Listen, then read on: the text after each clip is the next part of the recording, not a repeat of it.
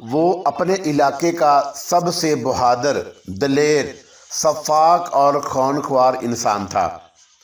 ان تمام خوبیوں کی بنا پر وہ اپنے علاقے میں شیطان کی طرح مشہور تھا اور ایک شیطان ہی سمجھا جاتا تھا۔ قتل و غارت کرتے وقت اس کا پالا ایک عجیب و غریب سچویشن سے پڑ گیا۔ ایک ایسے انسان کا ماجرا جو فطرتاً تو سانپ تھا، لیکن جب انسان بنا تو اس کا پالا سانپ سے پڑ گیا۔ اس وقت بھی وہ غار کی تاریک دیوار سے پشت لگائے بیٹھا کچھ سوچ رہا تھا۔ اس کے تمام ساتھی موت کے خوف سے گہری گہری سانسیں لے رہے تھے۔ کوئی ایک دوسرے کو نہیں دیکھ سکتا تھا اور تاریکی نے ان سب کے تاثرات کو چھپا رکھا تھا۔ کافی دیر کی خاموشی کے بعد تاریکی میں اس کی آواز گونجی، کیا تم لوگوں نے ناانصافی کی اس موت کو قبول کر لیا ہے؟ اس کی آواز کے جواب میں کوئی آواز سنائی نہ دی۔ کیا تم سب موت کے خوف سے مر چکے ہو؟ شیرزاد شیر کی طرح گرجا۔ لیکن ہم کیا کر سکتے ہیں شیرزاد، کسی نے لرزتی ہوئی آواز میں کہا۔ خودکشی، شیرزاد نے اسی طرح گرج کر کہا۔ ہم خودکشی کر سکتے ہیں تاکہ مرتے وقت انہیں شکست دے دیں جنہوں نے ہمارے ساتھ ناانصافی کی ہے۔ فتح کے بعد جشن فتح ہمارا حق تھا جو ہم نے اپنی مرضی کے مطابق منایا، کیونکہ ہم فاتح تھے۔ اور پھر انہیں کیا حق پہنچتا ہے کہ وہ ہمیں اس جشن کی سزا دیں؟ لیکن ہمیں خودکشی کس طرح کرنی چاہیے شیرزاد؟ میرے ذہن میں اس کے لیے ایک بہترین ترکیب آئی ہے، خودکشی کا ایک باعزت طریقہ، لیکن تم سب کو میرا ساتھ دینا ہوگا، شیرزاد نے مسکراتے ہوئے کہا، اور وہ سب تاریکی میں آنکھیں پھاڑنے لگے۔ کیا تم میرا ساتھ دو گے؟ ہم تمہارا ساتھ دیں گے، سب نے بھیک وقت کہا۔ تب پھر اٹھو، غار کے دہانے کو ایک پتھر سے بند کیا گیا ہے۔ اس پتھر کو بند کرنے میں جتنے آدمیوں نے طاقت صرف کی ہے، ہماری تعداد ان سے کہیں زیادہ ہے۔ کیا ہم اس پتھر کو ہٹا کر دروازہ نہیں کھول سکتے؟ لیکن دروازے کے باہر پہرے دار ہوں گے، وہ ہمیں بھون ڈالیں گے، کسی نے کہا۔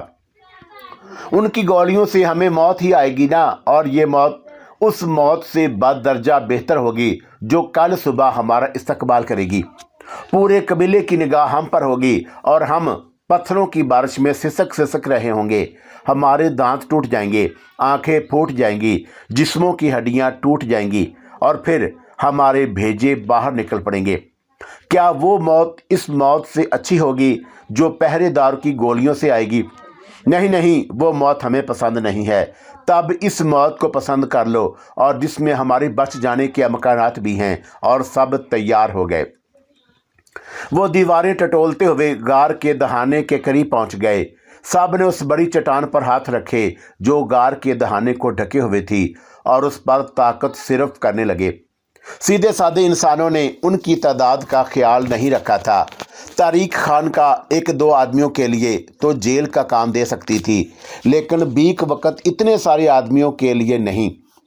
چٹان دوسری طرف لڑ گئی اور ٹھنڈے ہوا کے جھونکے اندر آنے لگے۔ جرگے والے ان قیدیوں کو اس مضبوط جیل میں بند کر کے مطمئن ہو گئے تھے، اور انہوں نے کسی پہرے دار وغیرہ کا خیال ہی نہیں رکھا تھا۔ چنانچہ باہر میدان صاف تھا، اور جب باہر سے کوئی تحریک نہیں ہوئی تو شیرزاد اپنے ساتھیوں کے ساتھ باہر نکل آیا۔ شیر کھچار سے باہر نکل آیا، بپھرا ہوا خونخوار شیر، اور اب جو کچھ کرنا تھا وہ جو کچھ کرتا کم تھا۔ شیرزاد کے ساتھیوں کے لیے یہ زندگی غیر متوقع تھی۔ وہ خوشی سے پھولے نہ سمائے، اور تاروں کی چھاؤں میں وہ ایک دوسرے سے بغل گیر ہو رہے تھے، اور پھر ان کی نگاہیں دور بستی کے ٹمٹماتے ہوئے چراغوں کی طرف اٹھ گئیں۔ وہ بستی اب ہمارے لیے نفرت کی بستی ہے، ہمارا تعلق اب اس سے ختم ہو گیا ہے، وہاں ہمارا کوئی عزیز نہیں ہے، اب وہ ہمارے دشمنوں کا شہر ہے۔ کیا تم میں سے کوئی دشمنوں کے شہر میں جانا پسند کرے گا؟ شیرزاد نے پوچھا۔ اب وہاں ہمارا کون ہے شیرزاد؟ اب ہم وہاں جا کر کیا کریں گے؟ سب نے یک زبان کہا۔ تب پھر تم زندگی کیسے گزارو گے؟ قبیلے والے ہمارے فرار ہونے سے واقف ہو کر ہمیں علاقے کے کونے کونے میں تلاش کریں گے، دوسرے قبیلے ان کی مدد کریں گے، اور ایک ایک کر کے ہم سب گرفتار ہو جائیں گے۔ کیا تم اس کے لیے تیار ہو؟ हमारी रहनुमाई करो शेरजाद, उन्होंने कहा। अगर तुम शेरजाद पर भरोसा करोगे तो माहौल हमारा ताबे होगा, लोग हमारे नामों से कांपेंगे, हमारे दुश्मन हमें खराज अदा करके जिंदा रह सकेंगे। हम जो कबीलों के मुंह फेर सकते हैं उस पूरे इलाके पर हमारी हैबत होगी, लेकिन उसके लिए तुम्हें जान फरोशी करनी होगी। क्या तुम उसके लिए तैयार हो? हम तैयार हैं, सब ने बीक वक्त कहा। तब आओ दुश्मनों के इस शहर से हम घोड़े और हथियार हासिल कर सकें। मज़ाहमत करने वाले हर शख्स को फना कर दो, ख्वाह वो तुम्हारा भाई ही क्यों ना हो। अब हमारी अलग कौम है, हमारा कोई भाई कोई अजीज़ नहीं। आओ इन दरिंदों का ये दस्ता रास्ते की तारीकी में गमों अंदों में डूबी हुई बस्ती की तरफ चल पड़ा। उन्होंने खामोशी से घोड़े खोले और जिस कदर असला मिल सकता था हासिल किया, और फिर उनके घोड़े पहाड़ों की तरफ निकल गए। बस्ती के लोग उस तूफान से बेखबर थे जो अब शेरजाद की शक्ल में आने वाला था। उन्होंने तो दूसरी सुबह रात की वाक़यात का इल्म हो सका, और सुबह बस्ती वालों के लिए अजीब थी। ज़ुबानों पर जहाँ दरिंदा सिफ्त शेरजाद की खौफनाक आज़ादी के चर्चे थे, वहीं उसके फरिश्ता सिफ्त खसलत बाप की दास्तान भी थी, और उस गयूर बाप की दास्तान जो अपने बेटे के जुर्म का मुजरम खुद को भी करार दे चुका था, क्योंकि उसके बेटे ने उसके हाथ जन्म लिया था। कोई आंख ऐसी न थी जो इस अलमिये पर नम न थी। बर्फ़ की बस्ती सरे शाम सनसान हो गई। न जाने ये शाम इतनी भयानक क्यों थी। बर्फ़बारी यहाँ के लिए कोई नई चीज़ न थी। साल के बेशतर महीनों में बर्फ़बारी होती रहती थी, इसलिए ये बर्फ़ की बस्ती कहलाती थी। आज शाम भी मौसम ने बता दिया कि बर्फ़बारी होगी, और लोगों ने तैयारियां कर ली थी। तमाम कारोबार मामूल से पहले बंद हो गए, और पुख्ता और नीम पुख्ता मकानों के चिराग रोशन हो गए थे। लेकिन आज बस्ती के लोगों के जहनों पर बोझ था, एक नाकाबिले बयान सा बोझ। हर शख्स महसूस कर रहा था, लेकिन कोई किसी से उसे अल्फाज में बयान नहीं कर सकता था। माँ रुख भी उस बोझ से खुद को आज़ाद ना महसूस कर सकी। हालांकि बर्फ़बारी उसके दिल में खुशबुओं का तूफ़ान लाती थी। आसमान से बरसते हुए सफ़ेद ज़र्रात उसे बहुत पसंद थे, और वो दुआ करती कि दिन रात बर्फ़बारी होती रहे। लेकिन आज वो उस मौसम से लुत्फ़ अंदोज़ ना हो रही थी। ना जाने ये कैसा बोझ था जो उसके दिलो दिमाग पर तारी था। बावर्ची खाने से उसकी माँ की आवाज़ आ रही थी, जो हस्बे मामूल उसके भाई पर चीख चिल्ला रही थी, और कभी कभी चिमटे की आवाज़ भी सुनाई दे जाती, जो शाहजमान के जिस्म के किसी हिस्से पर ही पड़ा हुआ था। ये शाहजमान भी खूब है। अपने कहने के मुताबिक जब तक वो चूल्हे के पास बैठकर 2-4 झिड़कियाँ 2 और 4 चिमटे नहीं खा लेता था, और उसकी दिन भर की थकन नहीं उतरती थी। शाहजमान खोबानियों की तिजारत करता था। एक छोटे से हिस्से में उसने खोबानियों के दरख्त लगा लिए थे, जो उसकी मेहनत से खूब फल देते, और फिर वो सीज़न भर ताज़ा खोबानियाँ और उसके बाद खुश्क खोबानियाँ फ़रोख्त करता। अच्छी खासी गुजर हो रही थी। बाप ने मकान के पिछवाड़े तरकारियाँ लगा रखी थी, जो घर की ज़रूरत बखूबी पूरी कर देती थी। कुछ बेड़े थी, और जिनकी देखभाल की शाहजमान और मारूख के बाप ने अपने ज़िम्मे ले रखी थी। इस तरह 4 अफराद पर मुश्तमिल ये कुंबा खुशहाल ज़िंदगी गुजार रहा था। मारूख की उम्र 18 साल थी। शाहजमान 22 साल का हो चुका था, लेकिन वालदैन को बेटी की शादी की फिक्र थी। मारूख जंगली बैल की तरह बढ़ रही थी, और उसके छिलकते हुए हुस्न को देखकर ना जाने कितने दिलों के पैमाने लबरेज हो जाते थे। वालदैन को इस बात का पूरा पूरा एहसास था, और वो रोज़ाना उसकी आमदनी में से कुछ ना कुछ पस अंदाज करके कर रहे थे, ताकि मारूख के हाथ पीले किए जा सकें। अरे मान जा मूजी, सारा गोश्त कच्चा ही खा जाएगा, तू रोटी के साथ क्या मुझे खाएगा? चिमटे की सड़ाक के साथ ही माँ की आवाज़ सुनाई दी। मारूख बेख्तियार हंस पड़ी, और वही पुराना झगड़ा। शाहजमान पकती हुई हांडी से गोश्त की बोटियाँ निकाल कर खाता रहता था, शक्कर के डब्बे से शक्कर निकालकर फांकता रहता, और माँ उस पर चीखती चिल्लाती रहती। सेन से बाप के हुक्का गुड़गुड़ाने की आवाज़ सुनाई दी। कैसी मानूस, कैसी मीठी आवाज़ें हैं ये, मारूख ने सोचा, और वो कुछ और उदास हो गई इस तसव्वुर से कि माँ बाप उसकी शादी की फ़िक्र कर रहे हैं, और फिर ये मानूस आवाज़ें किसी अजनबी हो जाएंगी और न जाने कौन कौन सी आवाज़ें, ना जाने वो कैसी आवाज़ें हों। मारूख नौजवान ज़रूर थी, लेकिन नौजवान लड़कियों की तरह उसकी जवानी बेलगाम नहीं थी। उसने आज तक किसी मर्द को गहरी निगाह से नहीं देखा था और उसे वालिदैन की इज्जत का पूरा पूरा एहसास था और बस्ती के लोग उस घराने को इज्जत की निगाह से देखते थे। खिड़की से हवा का नम झोंका आया और मारूख को सर्दी का एहसास हुआ। उसका दिल चाहा कि खिड़की बंद कर दे, लेकिन ना जाने क्यों उसने इस ख्वाहिश पर अमल नहीं किया। सर्दी उसके जिस्म में सरायत करती रही और उसे फिर एक अजीब सी वैरानी का एहसास हुआ। मारूख रोशनी क्यों नहीं की, बावर्ची खाने से माँ की आवाज़ सुनाई दी और वो चौंक पड़ी। उसे कमरे में छा जाने वाली तारीकी का एहसास हुआ। बाहर अब भी रोशनी थी, लेकिन अंदर अंधेरा फैल गया था। एक तवील अंगड़ाई लेकर वो उठी। आतिशदान से माचिस उठाकर उसने मिट्टी के तेल का चिराग रोशन कर दिया और चिराग रोशन होते ही धमाके उबल पड़े। वो बुरी तरह उछल पड़ी और खौफजदा नज़रों से चिराग को देखने लगी, लेकिन बहुत जल्द एहसास हो गया कि धमाके चिराग से नहीं हो रहे बल्कि बाहर हो रहे हैं। और उसके बाप के हुक्के की आवाज़ बंद हो गई, माँ की बक बक भी बंद हो गई और शाह ज़मान की आवाज़ सुनाई दी। ये कैसे धमाके हैं बाबा? गोलियां चल रही हैं, बूढ़े गुलजमान ने कहा। क्या हुआ? किसी से झगड़ा हो गया? मैं देखूं।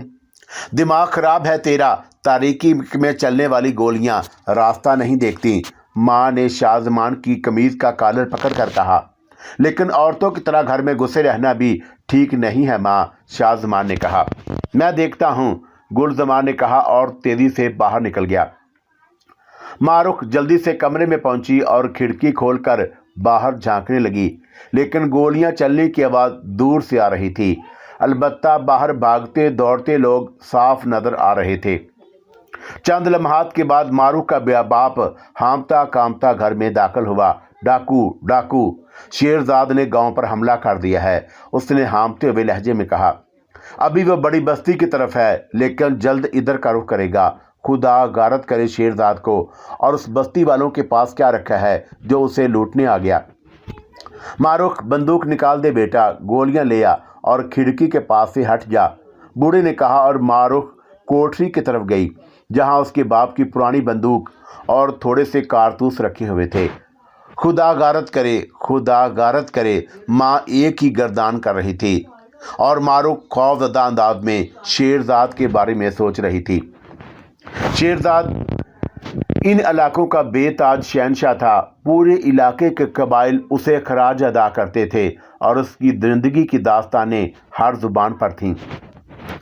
खराज वसूल करने के बावजूद तफरीहन कत्लो गारत गरी करता था और उसके साथी नौजवान तूफान की तरह किसी बस्ती पर जा पड़ते और मालो असबाब लूटते और नौजवान लड़कियों को ले जाते और कोई उनका कुछ नहीं बिगाड़ सकता था। शेरजाद के लिए बहुत से कबाइल ने इत्तेहाद करके एक बाकायदा दस्ता तरतीब दिया था, लेकिन उस दस्ते का एक फर्द भी जिंदा न बढ़ सका और उन कबाइल की बेशुमार बस्तियां नीज तो नाबूद कर दी गईं। सैकड़ों नौजवानों को कत्ल कर दिया गया और उसके बाद किसी को हिम्मत ना हुई कि ऐसा कोई कदम उठाता। जिसने शेरजाद के लिए कोई साजिश की, मौत के घाट उतर गया। बड़े बड़े जियाले उसके नाम से कांपते थे और कभी मूंछ ना नीची करने वाले कबाइल भी उसे खराज अदा करने पर मजबूर थे। इस तरह शेरजाद और उस इलाके के लिए कहर बन गया था और उस छोटी सी बस्ती का उसने रुख कभी नहीं किया था, क्योंकि ये मामूली हसीयत की हमल थी। लेकिन आज ना जाने ये तूफान इस तरफ कैसे मुड़ गया था। तो ये खौफ, ये बोझल माहौल किसी खूनी दास्तान की इब्तिदा थी, मारूख ने सोचा। गोलियों की आवाज़ तेज तर होती गई। आहो बका की आवाज़ें उनकी आवाज़ों से हम आहंग थी। लोग जाने बचाने के लिए भाग रहे थे और शेरजाद के दरिंदा सिफत साथियों के घोड़े उन्हें रोंद रहे थे। बस्ती वालों ने हत्तल मकदूर मुकाबला करने की कोशिश की, लेकिन तूफान के आगे कहीं बंद बनते हैं और ज़रा सी देर में उनकी मदाफत ख़त्म हो गई और अब सिर्फ उन्हें कत्ल किया जा रहा था, लूटा जा रहा था। उनके मकानात को आग लगाई जा रही थी और बड़ी बस्ती की तबाही के बाद शेरजाद ने छोटी बस्ती का रुख किया था और उसे इस बात से गर्ज नहीं थी कि कहाँ क्या मिलता है। और उसे तो सिर्फ कत्लो गारतगरी से दिलचस्पी थी। चुनाचा छोटी बस्ती भी मुसीबत में घिर गई। शाहजमान ने खिड़की के पास मोर्चा संभाल लिया और दौड़ते हुए घुड़सवारों पर निशाना लगाने लगा। उसका निशाना बहुत अच्छा था और मारुख ने अपनी आंखों से 3 सवारों को खाको खून में लौटते देखा था। वो भाई की दिलेरी पर बहुत खुश थी और बाप का शाहजमान के कारनामे के बारे में बताती जा रही थी। दूसरी तरफ डाकू भी उस खतरनाक मकान की तरफ मतवज्जा हो गए थे और उस खिड़की से होने वाली फायरिंग उन्हें शदीद नुकसान पहुंचा रही थी। चुनाचा एक डाकू ने दस्ती बम का पिन हटाकर उस खिड़की की तरफ उछाल दिया। शाहजमान की तेज नजरों ने बम को देखा और मारुख को लपेट में लेकर दरवाजे की तरफ छलांग लगा दी। पत्थरों की दीवार उड़ गई, लेकिन दोनों बहन भाई बच गए थे। डाकू उन्हें मोहलत नहीं देना चाहते थे। चुनाचा कई आदमी अंदर घुस आए और उनके सीनों पर बंदूकें रख दी। उसी वक्त एक तेज सीटी की आवाज़ सुनाई दी और शाहजमान उसके बाप की जान बच गई, वरना डाकू उन्हें निशाना बनाने जा रहे थे। ये सीटी शेरजाद की थी और उसका मतलब था कि बस्ती वालों ने हथियार डाल दिए हैं और अब किसी डाकू को एक गोली भी चलाने की इजाज़त नहीं है। ना जाने इस शरीफाना असूल को शेरजाद ने कैसे अपना लिया था। फिर यह भी कि उसकी तफरीहात में एक बात थी, हालांकि कई मरतबा उसे नुकसान भी उठाना पड़ा था। डाकुओं ने उन चारों को खड़ा किया और धकेलते हुए बाहर ले आए। तब मारुख ने पहली बार डाकू शेरजाद को देखा। इत्तफाक से शेरजाद उस वक्त उन मकान के सामने ही था। बाहर इतनी रोशनी अब भी थी कि शेरजाद के खौफनाक चेहरे को देख सकती थी। कभी यह चेहरा खूबसूरत भी होगा, लेकिन जुल्म की लानत ने उसे करीब बना दिया था। शेरजाद ने भी उसे देखा और देखता ही रह गया। वो बस्ती की दूसरी लड़कियों को भूल गया जिन्हें उसके इंतखाब पर पकड़ा गया था। बस्ती से आहो बकार की आवाज़ें अब भी बुलंद हो रही थीं, लेकिन शेरजाद अब सिर्फ मारुख को देख रहा था। फिर उसका घोड़ा आहिस्ता आहिस्ता आगे बढ़ा और मारुख के करीब पहुंच गया और फिर घोड़े से उतर गया। उसके चेहरे पर अजीब से तासरात थे, जैसे वो कोई अनोखी चीज़ देख रहा हो। उसकी ज़िंदगी में पहली बार लड़की वो थी और जब उसने कफाते की हैसियत से एक कबीले को लूटा था और वहाँ से हासिल शुदा लड़कियों पर तशद्दुद करके उन्हें कत्ल कर दिया था। उस लड़की ने उसे औरत की लज्जत से मुतारफ़ करा दिया था और उसके बाद जब वो डाकू बन गया तो उसी लड़की के जिस्म की लज्जत ने लूट मार के 7 लड़कियों की अगवा की आदत भी डाल दी। शायद नादर ही उसकी रातें औरतों से खाली होती और अब तो उसने उन लड़कियों की शक्लें भी याद नहीं रही थी जिन्हें उसने तबाह किया था। वो सहमी सहमी लड़कियां जो उसे देखकर सकते की कैफियत में मुब्तला हो जाती थीं। शेरजाद का नाम ही उनके हवास पर बिजली गिराने के लिए काफ़ी होता था। शेरजाद उन बेजान लाशों को बम्बोड़ कर रख देता और खौफ से करा तक ना सकती। और अब उसकी ज़िंदगी में औरत का नया रूप आया था। कैसी मोहनी रूप था और वो शहर में मुब्तला हो गया। ऐसी पाकीज़गी, ऐसी तमक्कनत तो उसने कभी नहीं देखी थी। ये क्या है? और उसका दिल धड़कने लगा। वो खुद को लड़की के सामने बेबस महसूस करने लगा और उसने अपना वजूद हल्का फुल्का महसूस किया और उसी हालत में कई मिनट गुजर गए। इसके बारे में क्या हुक्म है सरदार? और उसके एक साथी ने आगे बढ़कर पूछा और शेरजाद ने चौंक कर उसे देखा। उसका साथी उसके देखने के मफहूम को गलत समझा और उसने दूसरी लड़कियों की तरह मारुख के दोनों बाजू पकड़कर उसे बेदर्दी से खींचा और शेरजाद के जिस्म में बिजली दौड़ गई। जिंदगी में पहली बार औरत की बेहरमती उसे पसंद न आई और उसने अपने साथी की तरफ देखे बगैर पिस्तौल सीधा किया और पिस्तौल की गोली साथी की पिसलियां चीरती हुई दूसरी तरफ निकल गई। तब शेरजाद चंद कदम पीछे हटा और फिर उसने अपने एक साथी को बुलाकर आहिस्ता से कुछ कहा। साथी के चेहरे पर हैरानी के सार नमूदार हुए, लेकिन इतनी हिम्मत न थी कि वो सरदार के हुक्म की तामील करने में एक लम्हे की ताखीर भी करता। वो तेजी से पीछे हटा और दूसरे साथियों के कुछ हदायत देने लगा। फिर लूट का माल मारुख के मकान के सामने ढेर किया जाने लगा। पूरी बस्ती का लूटा हुआ माल मारुख के कदमों में ढेर हो गया।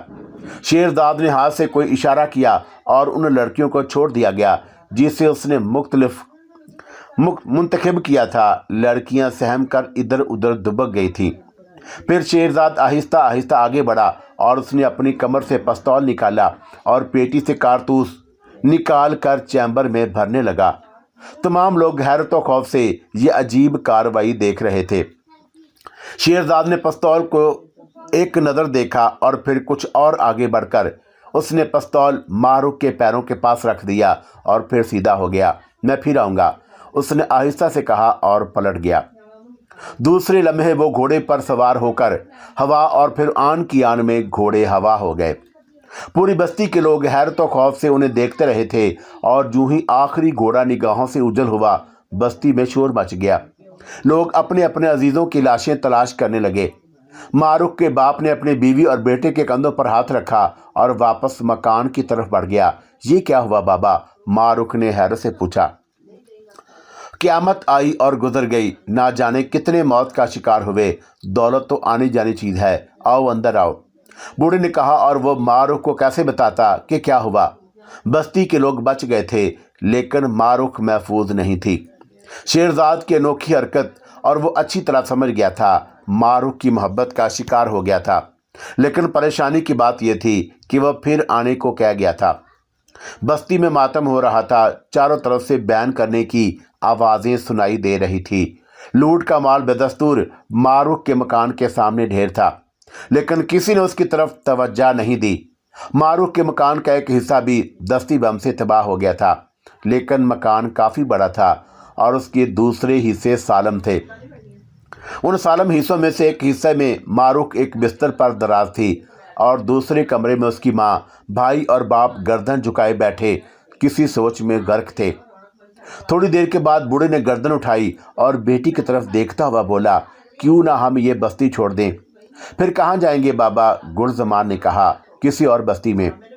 مجھے کسی ایسی بستی کا نام بتا دو جو شیرزاد کے ظلم سے آزاد ہو، تب پھر ممکن ہے کہ بستی کے کسی آدمی کو شیراز سے کوئی نقصان نہ پہنچے، لیکن وہ بدبخت ہماری عزت کے در پہ ضرور ہے، ہمیں وہ ضرور نقصان پہنچائے گا، اور خدا نہ کرے کہ وہ میری ماروک کو وہ اس وقت بھی اٹھا کر لے جا سکتا تھا بابا۔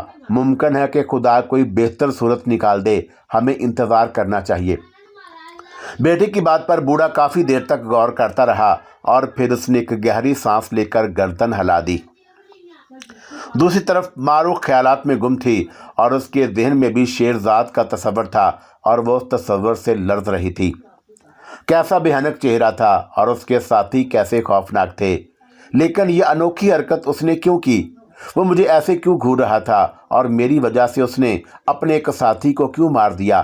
پھر بستی کا لوٹا ہوا مال ہمارے سامنے ڈھیر کیوں کر دیا گیا اور وہ پھر آنے کا کہہ کر کیوں واپس چلا گیا؟ یہ سوالات اس کے ذہن میں چکرا رہے تھے اور وہ ان کا صحیح حل تلاش نہ کر پا رہی تھی۔ اس نے بابا سے بھی سوال کیا تھا لیکن بابا نے بھی اسے ٹال دیا۔ وہ سوچتی رہی اور بستی کی مصیبت زدوں کی مدد کے لیے اس کا دل تڑپ رہا تھا، لیکن اس وقت اسے باہر جانے کی کون اجازت دے گا؟ وہ دور سے ان کی آوازیں سنتی رہی اور نہ جانے کب اسے نیند آ گئی۔ بستی کے دوسرے لوگوں کی طرح گلزمان بھی اپنے بیٹے کے ساتھ اپنے ٹوٹے مکان کی دیوار تیار کرنے لگا۔ ماروک اور اس کے ماں بھی ان کی مدد کر رہے تھے، لیکن بستی والوں کا رویہ ان کے ساتھ اچھا نہ تھا۔ نہ جانے کیوں بستی والے گلزمان سے اجنبیت سی برتنے لگے تھے۔ گلزمان اس بات پر بہت حیران تھا کہ اگر یہ لوگ اس رات کے واقعے سے متاثر تھے تو پھر یہ اجنبیت کیسی؟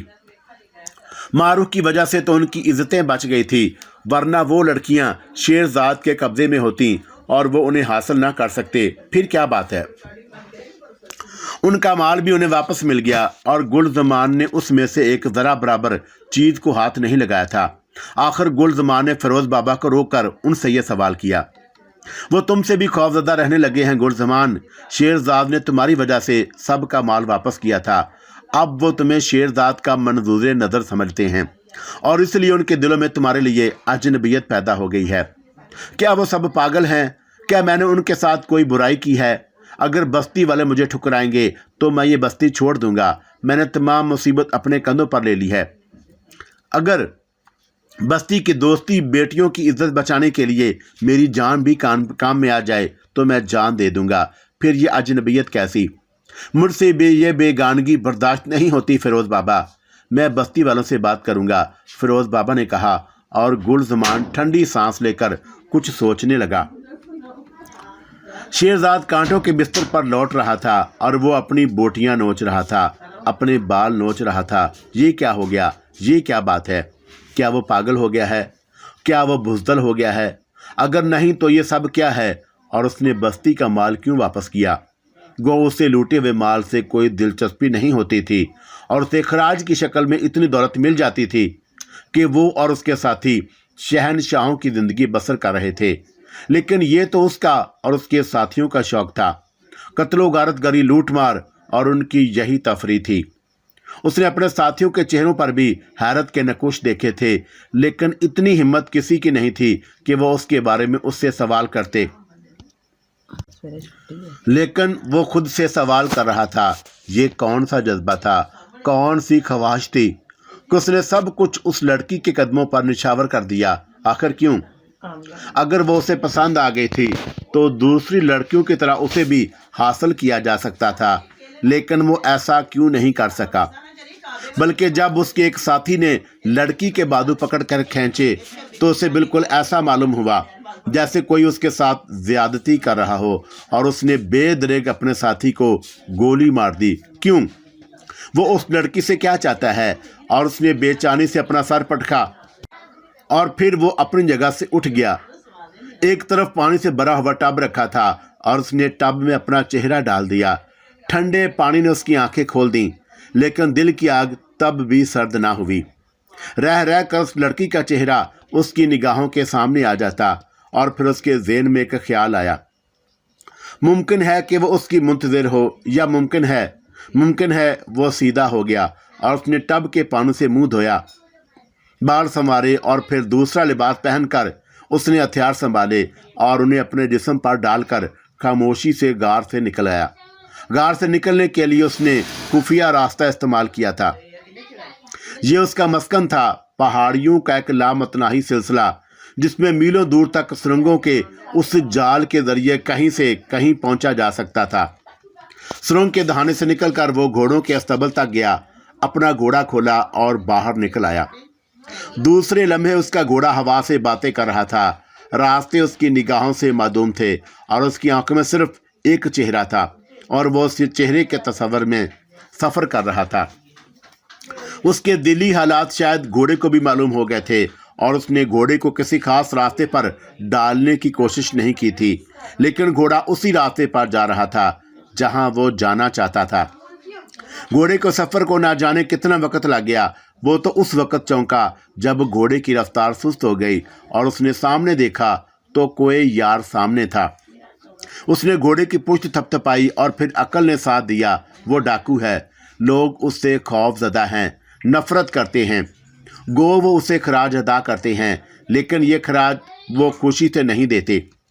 ऐसी शक्ल में अगर उसके दुश्मन तनहा पाकर घेर लें, वो अकेला ही बहुतों के लिए काफ़ी था, लेकिन फिर भी शेरजाद के खात्मे के लिए 10-20 अपनी जान देने के लिए फौरन तैयार हो जाएंगे। अकल रोक रही थी, लेकिन दिल दीवाना था। वो कह रहा था, सिर्फ चंद कदम पर मोहनी सूरत मौजूद है जो मुमकिन है कि उसकी मुंतज़िर हो, और उसने दिल की बात मान ली। घोड़ा दबे कदमों आगे बढ़ने लगा। शाम हो चुकी थी और बर्फबारी के आसार थे। जब वो छोटी बस्ती के सिरे पर पहुंचा तो बर्फ के नन्हे नन्हे जर्रात गिरने लगे, लेकिन वो उनसे बेपरवाह आगे बढ़ता रहा। बस्ती सनसान हो चुकी थी। लोग अपने अजीज़ों को दफना चुके थे और अब सब्र करने की कोशिश कर रहे थे। ताहम कभी कभी किसी मकान से गिरियाजारी की आवाज़ आ जाती थी। शेरजाद उन आवाज़ों से बेनियाज आगे बढ़ रहा था और फिर वो उस मकान के सामने पहुंच गया जो उसकी मंजिल था। उसने एक दरख्त के नीचे घोड़े को खड़ा किया। मकान की टूटी दीवार फिर बन गई थी और उसके सामने सफाई भी हो गई थी। वो मकान के चारों तरफ मंडलाने लगा और फिर उसकी निगाह एक खिड़की पर पड़ी। खुली हुई खिड़की के दूसरी तरफ चिराग रोशन था और चिराग की पीली रोशनी में एक चेहरा दोनों हाथों के प्याले में रखा हुआ खिड़की से बाहर के मंदिर में गुम था। ये चेहरा वही था जो शेरजाद की आंखों के रास्ते दिल में उतर गया था। वो बेख्तियार हो गया और उसके कदम खिड़की की तरफ बढ़ गए। پھر جب اس نے اپنا چہرہ کھڑکی کے سامنے کیا تو اندر موجود لڑکی کے منہ سے چیخ نکلتے نکلتے رہ گئی، اور وہ حیرت اور خوف سے اسے دیکھ رہی تھی۔ تم شیرزاد، اور اس کے منہ سے نکلا، میں نے وعدہ کیا تھا کہ میں پھر آؤں گا، شیرزاد نے کہا، اور کھڑکی کے راستے اندر کود گیا۔ اب وہ ہر خطرے سے بے نیاز تھا، اور اس نے لڑکی کے چہرے کو دیکھا اور اس سے خوف زدہ نہیں تھی۔ میں تمہارا انتظار کر رہی تھی، اس نے کہا، اور شیرزاد کا دل دھڑک اٹھا۔ سچ؟ ہاں، کیوں انتظار کر رہی تھی؟ میں تم سے ایک بات پوچھنا چاہتی تھی۔ اس کا جواب نہ تو بابا نے مجھے دیا اور نہ ماں نے۔ کون سی بات؟ تم ڈاکو شیرزاد ہو نا؟ ہاں، لیکن تم صرف شیرزاد کہو۔ نہیں، تم ڈاکو ہو، مگر تم نے ہماری بستی کا لوٹا ہوا مال کیوں واپس کر دیا؟ میری سمجھ میں ابھی تک یہ بات نہیں آئی۔ میں نے یہ سب کچھ تمہاری نظر کر دیا تھا۔ میں نے اس پوری بستی کی جان بخشی، اس لیے کر دی تھی کہ یہاں تم رہتی ہو۔